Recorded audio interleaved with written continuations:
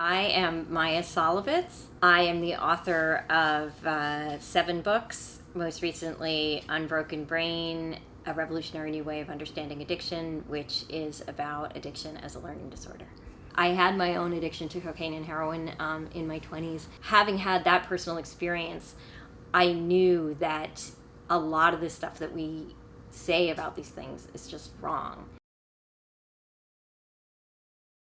There's traditionally been 2 ways of seeing addiction. It's either a sin and you're a horrible bad person and you are just choosing to be a hedonist, or it's a chronic progressive disease. While I certainly believe that addiction is a medical problem and should be dealt with by the health system, the way we've conceptualized addiction as a disease is not actually accurate.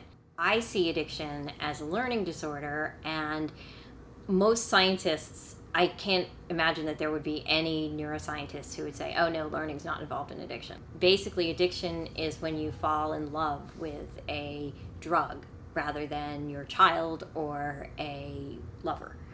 And the learning that takes place in that part of the brain is designed by evolution to get us to persist despite negative consequences when we need to do.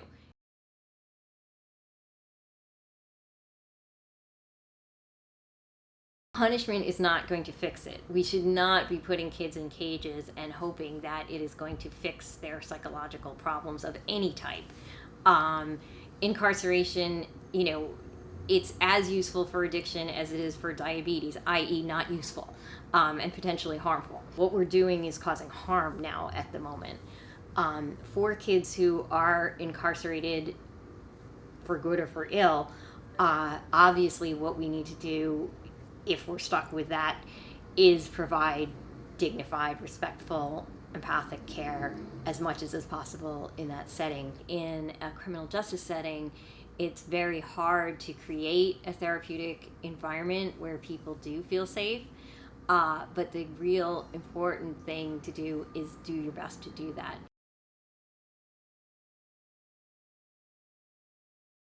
If you're worried about a child and their drug use, the safest, best thing to do is individual counseling or family therapy, none of which will expose kids to more deviant or problematic peers, and both of which are proven to be effective, and at the very least they won't hurt. Parents thinking, oh well, just send them to treatment just in case. This is not a good idea, because you take a kid who's like experimenting with marijuana and alcohol and you put them in with kids who were shooting heroin and taking these opiate pills, and that's not good. I don't think the state should interfere with people doing things that don't harm themselves or others. And I think we should think very strongly before we interfere with stuff that only hurts you. The thing about our drug laws is that they are not based on science. Science could never get you to make alcohol and tobacco legal and marijuana illegal. Only racism can do that.